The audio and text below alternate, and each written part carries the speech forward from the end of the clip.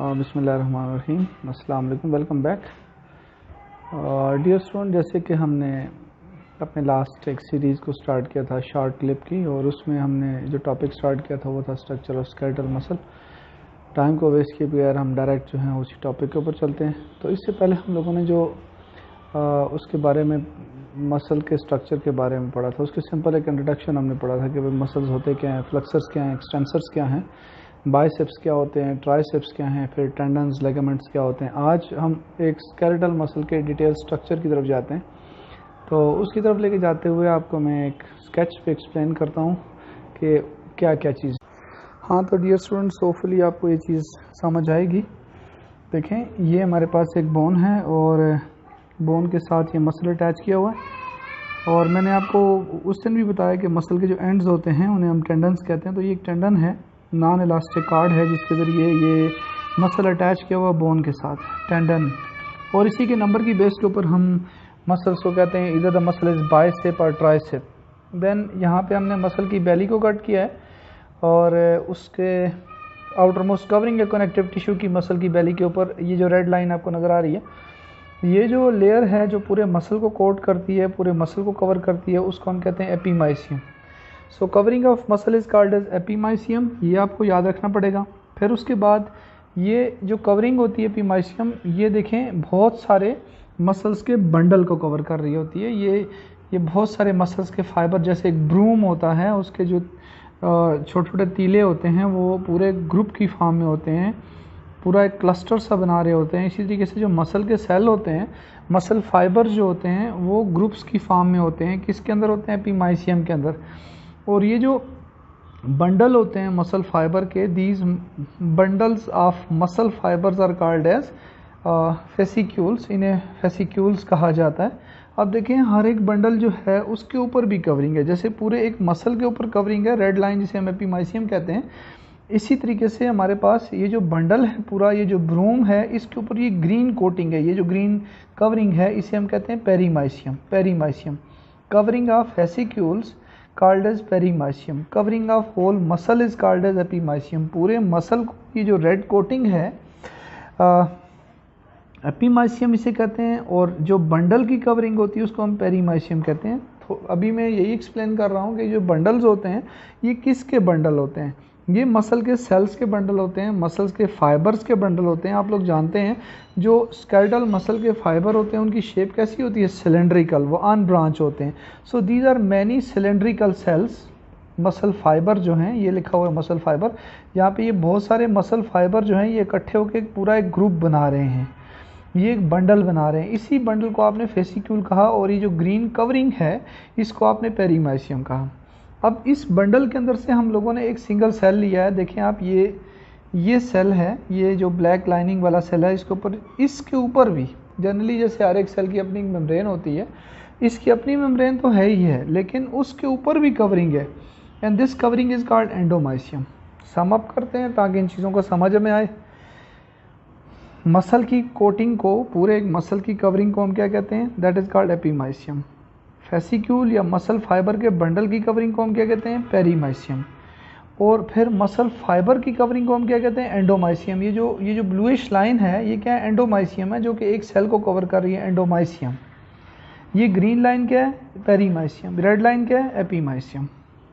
अब देखें, हमने यहाँ पे एक सेल को लिया है, ये देखें, ये हम पूरा एक सेल लेके आए हैं, मसल फाइबर को लेके आए हैं। ये मसल फाइबर का स्ट्रक्चर है और इसको यहाँ पे हमने लेबल किया है। ये बाहर देखें, ये आपके पास क्या चीज़ आ जाती है? अभी मैंने कहा ये ब्लू लाइन जो है ये क्या है? देवन इज एंडोमाइसियम, जो कि मसल फाइबर को कवर कर रही है। फिर उसके बाद ये देखें, ये जो सेल की अपनी मेम्ब्रेन है, ब्लैक मेम्ब्रेन जो है, जिसमें ये बम्प से आपको नज़र आ रहे हैं, और मैं वजह ही बताऊँगा ये बम्पी बनाने की क्या वजह है। खैर, ये जो मेम्ब्रेन होती है मसल फाइबर की, इसको हम कहते हैं सार्कोलेमा। यानी वर्ड सार्को जो है that is associated with muscle के साथ है, मसल फाइबर के साथ है। तो ये सार्कोलेमा है। जैसे हम सेल की मेम्ब्रेन को प्लाज्मोलेमा कहते हैं, इस तरह से ये सार्कोलेमा है। सार्कोलेमा के अंदर आप आएँ तो सार्कोलेमा में आपको इसका साइटोप्लाज्म नज़र आएगा। तो साइटोप्लाज्म जो इसका होता है उसको हम कहते हैं सार्कोप्लाज्म। ये देखें, ये सार्कोलेमा है और अंदर जो साइटोप्लाज्म है वो क्या है? Sarcoplasm. What is sarcoplasm? Sarcoplasm is cytoplasm of muscle fibre. अच्छा, अब ये देखें, क्योंकि ये हमारे मसल जो होते हैं इनको एक्टिविटी करने के लिए ज़्यादा एनर्जी चाहिए होती है, तो इनके अंदर नंबर ऑफ माइटोकॉन्ड्रिया भी ज़्यादा होते हैं। ये देखें पेरिफेरल पोर्शन में, सेंट्रल पोर्शन में कोई और चीज़ अभी समझाता हूँ क्या है। पेरिफ्री के अंदर आपको ये माइटोकॉन्ड्रिया नजर आएंगे, ये माइटोकॉन्ड्रिया नजर आएंगे, और ये मल्टी न्यूक्लिएटेड है। ये न्यूक्लियस आप चेक करें, ये न्यूक्लियस आप चेक करें, इधर मल्टी न्यूक्लिएटेड। उसके अलावा इन फाइबर्स के अंदर प्रोटीन होती है जिसे हम कहते हैं मायोग्लोबिन, जो कि ऑक्सीजन को इसके अंदर स्टोर करके रखती है, और जो फूड स्टोर की होती है वो ग्लाइकोजन की फॉर्म में इनके अंदर होती है। अब देखें, ये जो सार्कोलेमा है, सार्कोलेमा मतलब सेल मेम्ब्रेन, तो ये सार्कोलेमा जो है ये स्मूथ नहीं है, ये बम्पी भी है, और साथ साथ ये यहाँ पे इनवर्ट फोल्डिंग भी बना रही है।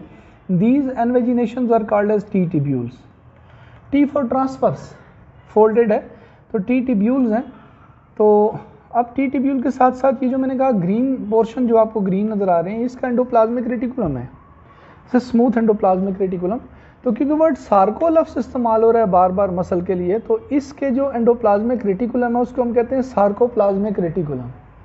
सार्कोप्लाज्मिक रेटिकुलम जो होता है उसका काम क्या होता है? सार्कोप्लाज्मिक रेटिकुलम जो होता है ये कैल्शियम को स्टोर रखता है, और जब नर्व इम्पल्स आती है तो रिलीज करता है, और फिर आगे मसल की कंट्रैक्शन वगैरह होती है। तो sarcoplasmic reticulum in the muscle fibre is mean to store calcium, calcium को स्टोर रखता है ये।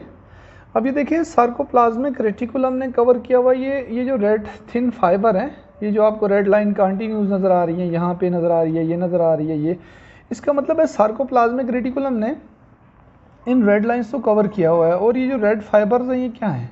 These are called myofibres. ये यहाँ पे मेंशन आउट किए होंगे, ये मायोफाइबर्स आ जाते हैं। और ये जो मायोफाइबर्स हैं ये इनका स्ट्रक्चर डिटेल आपको इसके बाद दिखाया जाएगा कि मायोफाइबर जो होते हैं वो मायोफिलामेंट से मिलकर बने होते हैं, जो कि आगे फिर एक्टीन प्रोटीन्स है, टाइटन्स वगैरह आ जाती हैं, फिर नेबेलिन्स आती हैं, उनके बारे में अभी आपको समझाया जाएगा। लेकिन पहले आप इस स्ट्रक्चर को देख लें कि ये क्या है, मायोफिब्रल्स आ जाते हैं। और मायोफिब्रल को कवर किया हुआ किसने? सार्कोप्लाज्मिक रेटिकुलम में। अब यहाँ पे एक स्ट्रक्चर आता है ट्राइएड, उसे ट्राइएड मतलब तीन, तो ट्राइएड किसे कहते हैं? देखें, टर्मिनल एंड ऑफ, या टर्मिनल वैसे भी एंड को कहते हैं, terminal of one sarcoplasmic reticulum, terminal of second sarcoplasmic reticulum plus one T tubule. So 1, 2 and 3, ये तीन चीज़ें कंबाइन होकर बनाती हैं इस पूरे कॉम्प्लेक्स को हम कहते हैं ट्राइएड। और ये टी टिब्यूल के जो ल्यूमेन है इसके अंदर क्या है? ECF। ECF stand for extra cellular fluid, यानी कि lumen of T tubule is continues with extra cellular fluid. तो ये इसका जनरल स्ट्रक्चर आ जाता है। इसके बाद आपको जो चीज़ दिखाई जाएगी वो होगी मायोफाइबर, जो कि रेड लाइंस हमने यहाँ पे मेंशन आउट की हैं। अगर यहाँ जूम इन हो सके, ये देखें, तो ये चीज़ आपको दिखाई जा रही थी, ये दोबारा से आप देख लें इसको। इसमें अगर आपको कोई कन्फ्यूजन है तो उसको हम अभी डिटेल के साथ बात करते हैं। तो ये जो रेड लाइंस हैं ये असल में मायोफिब्रल्स हैं, और इन मायोफिब्रल्स की हम बात करेंगे कि they are made up of myofilaments, thick और थिन फिलामेंट्स की बात होगी। तो अभी तक के लिए ये, और इसके बाद अगली वीडियो को आप कंटिन्यू करना, देखते रहना इसी चीज़ को। अगली नेक्स्ट जो लेक्चर है उसमें आपको दिखाया जाएगा मायोफिब्रल का स्ट्रक्चर, बल्कि इसी लेक्चर के अंदर कंटिन्यूटी है। तो अभी पॉज लेते हैं थोड़ा सा। हाँ, तो जैसे मैंने अभी आपको बताया कि हम लोग जो हैं इसके बाद मायोफिब्रल की बात करेंगे। आई नो ये थोड़ी सी यहाँ पे आपको विजन का प्रॉब्लम, लाइट का मसला होगा, लेकिन फिर भी जो मैं बोल रहा हूँ उसको आप चाहें तो अपने पास नोट कर सकते हैं। ये देखिए, यहाँ पे है स्ट्रक्चर ऑफ मायोफिब्रल, और मायोफिब्रल के बारे में मैंने कहा कि myofibrils are made up of myofilaments. अब ये मायोफिलामेंट्स हैं, आप इसी स्कीम को फॉलो करेंगे आप आसानी के साथ उसको नोट भी कर पाएंगे। मायोफिलामेंट जो हैं ये दो तरह के हैं, एक हमारे पास आते हैं थिक फिलामेंट्स और दूसरे आते हैं थिन फिलामेंट्स। अब थिक और थिन में इनकी केमिकल कॉम्पोजिशन क्या होती है? ये थिक फिलामेंट्स जो होते हैं they are made up of myosin protein. Myosin protein के बारे में अभी आपको और डिटेल के साथ भी बताया जाएगा, और इसके अंदर और भी चीज़ें हैं, जैसे एम लाइन आ जाती है, और एम लाइन के अंदर ये मायोमीसन ये प्रोटीन होती है, फिर उसके बाद सी प्रोटीन है और जो एंजाइमेटिक प्रॉपर्टी रखने वाली भी है ये क्रिटीन काइनेस। मैं दोबारा रिपीट कर रहा हूँ, आप अपने पास नोट भी कर सकते हैं इसको। एम लाइन मिड लाइन जो होती है एच जोन के अंदर, उसके अंदर ये 3 तरह की प्रोटीन होती है, मायोनेसन, फिर उसके बाद सी प्रोटीन होती है, and then you have creatine kinase. Creatine kinase ये 3 तरह की प्रोटीन कहाँ पे है? एम लाइन के अंदर है। एम लाइन अभी आपको बताई जाएगी किधर है। फिर उसके बाद नेक्स्ट हमारे पास टाइटन प्रोटीन। ये जो थिक फिलामेंट है इसके अंदर एक और बहुत ही इंपॉर्टेंट प्रोटीन होती है टाइटन प्रोटीन। और सुनते रहना और से, टाइटन प्रोटीन जो होती है उसका काम क्या होता है? ये जो थिक फिलामेंट्स होते हैं इनको कनेक्ट करती है। इनको कनेक्ट कर रही होती है, किसके साथ कनेक्ट करती है? जो जी डिस्क होती हैं, जी लाइन जो होती हैं उनके साथ, और एम लाइन के साथ कनेक्ट करती है। कौन सी? ये टाइटन प्रोटीन जो होती है। थिक फिलामेंट मायोसिन, मायोसिन के साथ साथ इसके अंदर और क्या चीज़ होती है? मिड में एम लाइन होती है। एम लाइन में 3 तरह की प्रोटीन होती है, मायोमीसन, सी प्रोटीन्स एंड क्रिटीन काइनेस। और मायोसिन के आगे हम देखेंगे टेल है, नेक आती है और हेड्स होते हैं। एंड देन टाइटन प्रोटीन होती है। टाइटन प्रोटीन का फंक्शन मैंने बताया कि टाइटन प्रोटीन थिक फिलामेंट्स को जाके आगे अटैच करती है, किसके साथ? ये जी डिस्क के साथ अटैच कर रही होती है और एम लाइन के साथ अटैच करती है। ये डिटेल के साथ आपको बताई जाएगी। थिन फिलामेंट, थिन फिलामेंट जो होते हैं they are made up of actin protein. Actin protein में फिर आगे 2 तरह की होती हैं। एक तो उसके जो फंडामेंटल यूनिट्स होते हैं उनको हम कहते हैं जी एक्टिन। स्मॉल यूनिट्स जो होते हैं उन्हें जी एक्टिन यानी ग्लोबुलर एक्टिन कहते हैं। और फिर ये जो जी एक्टिन के यूनिट्स होते हैं कंबाइन होकर बनाते हैं एफ एक्टिन यानी filamentous actin. Filamentous actin polymerization होती है। जी जो यूनिट्स हैं ये आपस में कंबाइन होकर जब लॉन्ग फिलामेंट्स बनाते हैं तो उसमें हमारे पास क्या है जी? एफ एक्टिन बनती है, फिलामेंटस एक्टिन। और इसी फिलामेंटस एक्टिन के साथ हमारे पास क्या होती हैं? एक्टिव साइट्स होती हैं जहाँ पे जाके हेड अटैच होते हैं। वो अभी नेक्स्ट इसी में ही होगा, आगे नेक्स्ट चलते जाएं। फिर ये सपोर्टिंग प्रोटीन होती है। जिस तरह से हमने कहा यहाँ पे टाइटन है, टाइटन का फंक्शन क्या है? टाइटन का फंक्शन ये होता है कि भाई टाइटन जो होती है वो थिक फिलामेंट को जाके अटैच करती है, लिंक कराती है, किसके साथ? जी डिस्क के साथ और एम लाइन के साथ। इसी तरीके से जी लाइन के साथ जो है वो थिन फिलामेंट को कौन अटैच करवा रहा होता है? नेबुलिन। ये नेबुलिन प्रोटीन जो होती है सपोर्टिंग प्रोटीन होती है। फंक्शन क्या होता है? थिन फिलामेंट को जी डिस्क के साथ अटैच कराना, ओके, सपोर्ट देना। उसके अलावा थिन फिलामेंट में क्या क्या चीज़ें होती हैं? ये एक्टिन तो हो गई, उसके बारे में मैंने कहा 2 टाइप की है, जी और एफ, और जी कंबाइन होकर एफ बना रही होती है। दूसरी ट्रोपोमायोसिन होती है जो कि नॉर्मल कंडीशन में जो एक्टिव साइट्स होती हैं उनको ब्लॉक करके रखती है। और तीसरी बहुत इंपॉर्टेंट चीज़ होती है, कौन सी? ट्रोपोनिन। ट्रोपोनिन जो होता है उसके साथ 3 अटैचिंग साइट्स होती हैं। और इन साइट्स को याद करना आपके लिए इसलिए भी ज़रूरी है कि आपको मैकेनिज्म के बारे में पता चलता है कि स्लाइडिंग फिलामेंट हाइपोथेसिस में किस तरीके से जो है वो ट्विस्टिंग होती है। तो ट्रोपोनिन में 3 अटैचिंग साइट होती है। एक आती है TRT यानी कि troponin attach with the tropomyosin. जहाँ से ट्रोपोमायोसिन के साथ लिंक की होती है उसको हम कहते हैं TRT। नोट कर लें इसको, TRT। फिर उसके बाद इसके ऊपर कैल्शियम बाइंडिंग साइट्स भी होती हैं, यानी जहाँ पे आगे कैल्शियम अटैच होता है तो उसको हम कहते हैं TRC, यानी कि ट्रोपोनिन है और उसके साथ अटैच की हुई है कौन सी? जहाँ पे अटैच होती है कैल्शियम, ट्रोपोनिन। फिर TRI मतलब एक्टिन के साथ जहाँ से अटैच की होती है यानी इनहिबिशन करती है। TRI मतलब इनहिबिट करना। TR troponin plus inhibition, TRI। ये क्या चीज़ें हैं? These are some attaching sites of troponin, very important protein. Troponin के बारे में बात करेंगे। फिर दोबारा मैं आपके लिए इनके स्ट्रक्चर, इनके जो स्कीमेटिक फ्लो है उसको मैं एक्सप्लेन कर देता हूँ। तो मायोफिब्रिल जो ऊपर हमने अभी थोड़ी देर पहले रेड लाइंस देखी थी वो क्या है? मायोफिब्रिल्स थे। मायोफिब्रिल किससे मिलकर बने होते हैं? मायोफिलामेंट से। मायोफिलामेंट कितनी टाइप के होते हैं? थिक होते हैं और थिन होते हैं। ठीक है, थिक फिलामेंट जो होते हैं उसमें कौन कौन से होते हैं? एक होती है मायोसिन, ठीक है। फिर उसके बाद हमारे पास कौन सी है? एम लाइन होती है। एम लाइन में 3 तरह की प्रोटीन, मायोमीसिन, सी प्रोटीन और क्रिटीन काइनेज आ जाती है। फिर उसके बाद इसमें जो इंपॉर्टेंट चीज़ होती है सेंट्रल जो उसको सपोर्ट दे रही होती है और इसको कनेक्ट करती है जी डिस्क के साथ और एम लाइन के साथ, वो कौन सी होती है? टाइटन प्रोटीन होती है। देन थिन फिलामेंट्स में हमारे पास जो फंडामेंटल यूनिट्स होते हैं ये एक्टिन के हम जी प्रोटीन कहते हैं। जी कंबाइन होती है, पॉलीमराइजेशन होती है, एफ प्रोटीन बनाती है एक्टिन। फिर नेबुलिन सपोर्टिंग होती है यानी थिन फिलामेंट को जी डिस्क के साथ अटैच करना। एंड देन ट्रोपोमायोसिन ब्लॉक करती है नॉर्मल कंडीशन में, और ट्रोपोनिन जो होती है ये ट्विस्टिंग करती है और मसल की कंट्रैक्शन में हेल्प आउट कर रही होती है। और इसकी अटैचिंग साइट्स कौन सी हैं? TRT, TRC और TRI, I for inhibition. And अभी मैं इसको आपको जूम करके दिखाता हूँ कि ये क्या है, बल्कि ये क्लियर है यहाँ से, तो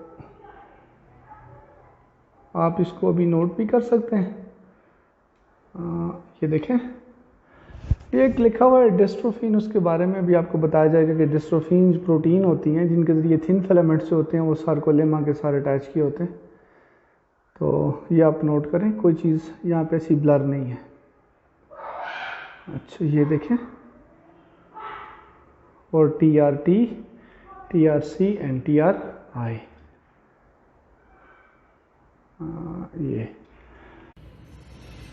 हाँ। तो यहाँ पे इसका एक क्लियर पिक्चर आपको दी गई है, मैं इसको एक्सप्लेन करता हूँ। आप देखें, ये एक सार्कोमेयर का स्ट्रक्चर एक्सप्लेन किया गया है। और इस सार्कोमेयर में आप देखें, यहाँ पे सार्कोमेयर क्या होता है, जब हम मसल फाइबर्स को जो है वो माइक्रोस्कोप के नीचे मैग्नीफाई करके देखते हैं तो हमें कुछ जोन नज़र आते हैं, जिसे हम कहते हैं जैसे लाइट एंड डार्क जोन्स के बारे में। तो ये एक लाइन है, ये थिन फिलामेंट्स हैं, और ये ग्रीन वाले जो है ये थिक फिलामेंट है। ग्रीनिश जो आपको नज़र आ रही है थिक फिलामेंट है, और ये ब्लैक वाले जो हैं ये क्या हैं, ये सारे थिन फिलामेंट्स आ जाते हैं। अब थिक और थिन में आप एक चीज़ को नोट करेंगे, वो क्या है, ये थिक फिलामेंट है ग्रीनिश, ये इस लाइन के साथ कनेक्ट किया हुआ है, और इस लाइन को हम कहते हैं जी लाइन। जी मतलब जिश, और वजह क्या होती है, ये पूरा पोर्शन ज़रा इसको आप देखें, गौर करना। यहाँ पे ये थिन फिलामेंट है, यहाँ से लाइट पास करती है, ये भी थिन फिलामेंट है, ये भी थिन फिलामेंट है। तो माइक्रोस्कोप के नीचे ये आपको लाइट जोन नज़र आ रहा होता है, तो इसे कहते हैं आइसोट्रॉपिक। फॉलो करें यहाँ से, thin filament, thin filament, thin filament, यानी आइसोट्रॉपिक जोन आ गया। ये सारा पोर्शन, ये जितना, क्योंकि इसमें सिर्फ और सिर्फ रास्ते में थिन थिन थिन, और ये तो अलग चीज़ है, मैं बता दूँ, ये थिन फिलामेंट है। तो इस बैंड को हम कहते हैं आई जोन, ये आई जोन आ गया। इसी तरह का पोर्शन ये नेक्स्ट सार्कोमेयर में भी होता है, इसको भी हम आई जोन कहते हैं। तो ये आई जोन जो होते हैं, इनके बीच में ये प्रोटीन लेयर होती है, प्रोटीन लाइन होती है, इसे कहते हैं जी डिस्क। ये जी लाइन या जी डिस्क आ जाती है। और इसी तरह से आप इस साइड पे भी आ जाएं तो ये भी आई बैंड आ जाता है, इसके साथ वाला भी आई बैंड आ जाता है, और दो आई बैंड के दरमियान में ये कौन सी है, जी लाइन है। तो मायोफिब्रिल का वो तमाम पोर्शन जो दो जी लाइन के दरमियान में होता है, एक जी लाइन से लेकर दूसरी जी लाइन तक जितना भी पोर्शन होता है, all that portion is called as sarcomere. Sarcomere के रीजन के ऊपर होती है कॉन्ट्रैक्शन, तो इसे इस वजह से कहा जाता है functional unit of muscles, from one Z line to another Z line, that is called sarcomere.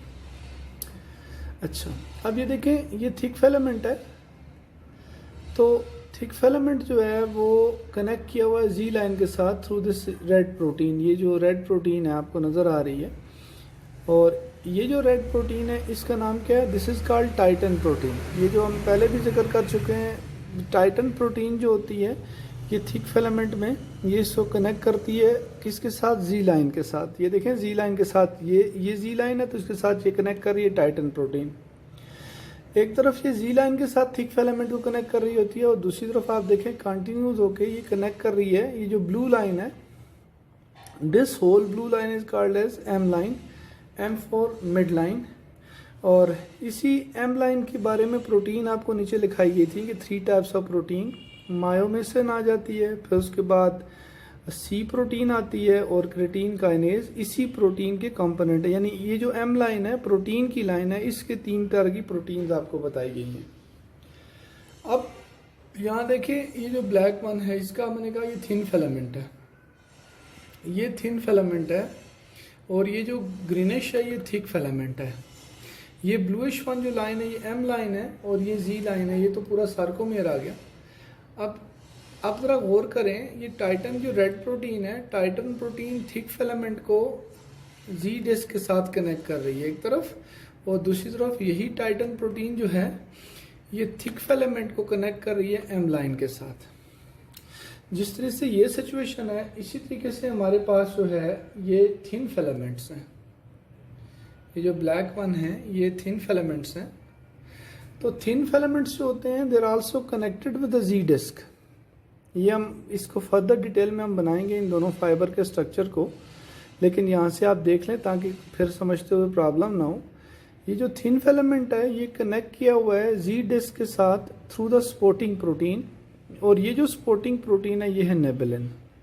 यानी वैसे तो हमारे पास जो थिन फिलामेंट है उसकी जो मेन प्रोटीन हैं वो एक्टीन आ जाती हैं, जैसे अभी थोड़ी देर पहले आपने देखा एक्टीन प्रोटीन्स आ जाती हैं। फिर उसके बाद एक्टीन में फिर जी एक्टीन है जो पॉलीमराइज होकर एफ एक्टीन बनाती है, ट्रोपोमाइसिन है, ट्रोपोनिन आ जाती हैं, और ट्रोपोनिन की 3 साइड्स आपने देखी कौन कौन सी थी। लेकिन उसके साथ इस थिन फिलामेंट के अंदर एक और प्रोटीन होती है जो कि इस थिन फिलामेंट को कनेक्ट करती है जी डिस्क के साथ, and that protein is called as nebulin proteins. अच्छा, कुछ और चीज़ें भी थोड़ा मैं एक्सप्लेन आपके सामने कर दूं ताकि स्पेशली जो बच्चे एफएससी के नए अभी पढ़ रहे हैं उनको प्रॉब्लम ना हो। तो जिस तरह से हमने कहा कि ये पूरा जोन आई बैंड है, या पूरा बैंड जो आई बैंड क्योंकि आइसोट्रॉपिक है, यहाँ से लाइट इजीली पास कर जाती है। ओनली थिन फिलामेंट्स आते हैं लाइट के रास्ते में, ये थिन है, ये भी थिन है। तो आप इस पूरे पोर्शन को देखें, ये जो ग्रीनिश पोर्शन है जहाँ पे ये थिक है, जो देखिए ये थिक है, ये भी थिक है, तो ये थिकनेस क्रिएट कर रहा है, ये लाइट को ब्लॉक कर रहा है। तो अगर हम यहाँ से लाइट पास करते हैं तो लाइट पास नहीं करेगी और हमें डार्क जोन नज़र आएगा, डार्क जोन नज़र आएगा। This whole portion starting from here with a thick filament and with a second thick filament, this whole portion is called as A band. A band, एक thick filament के end से दूसरे thick filament के and तक ये जितना भी हमारे पास पोर्शन आता है इस called a band. A for anisotropic, यहाँ से लेकर यहाँ तक anisotropic A band, isotropic I band, I band. अब आप थोड़े से एक चीज़ को चेक करें, जहाँ पे ये एम लाइन है, ये जो ब्लू लाइन है इसे totally M line. M line में आपको ये थिन फिलामेंट नज़र नहीं आते हैं, सिर्फ और सिर्फ थिक है, और थिक में भी ये इसकी टाइटन प्रोटीन आ जाती है जो कनेक्ट कर रही है किसको, इस एम लाइन के साथ थिक फिलामेंट को। तो यहाँ पे फिर भी कुछ हद तक थोड़ी सी लाइट की रे पास करती है, समवट लाइटर जोन। तो इससे हम कहते हैं H zone, H for heal. H zone में कौन से फिलामेंट आ रहे हैं, एज जोन के अंदर सिर्फ और सिर्फ थिक फिलामेंट, और थिक फिलामेंट की ये टाइटन प्रोटीन है। और एच जोन को मिड सेक किया हुआ है इस ब्लू लाइन ने। This whole blue line is called M line, M for mid, mid line. तो होपफुली ये अभी तक की मतलब इसका समझ आपको शायद आई हो, या कोई कन्फ्यूजन है तो उसको हम डिस्कस कर लेंगे, ऐसा कोई बड़ा इशू नहीं है। ये जी लाइन, ये जी लाइन है, एक जी लाइन से दूसरी जी लाइन तक जितना भी ये स्ट्रक्चर बना हुआ है इसको हम कहते हैं सार्कोमेयर, ये फंक्शनल यूनिट है।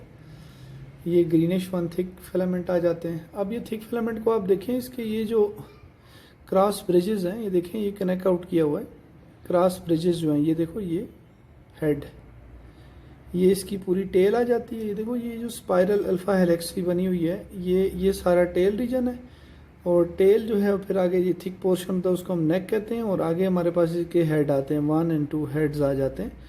तो इनको क्रॉस ब्रिजेस कहते हैं, टेल, नेक एंड हेड।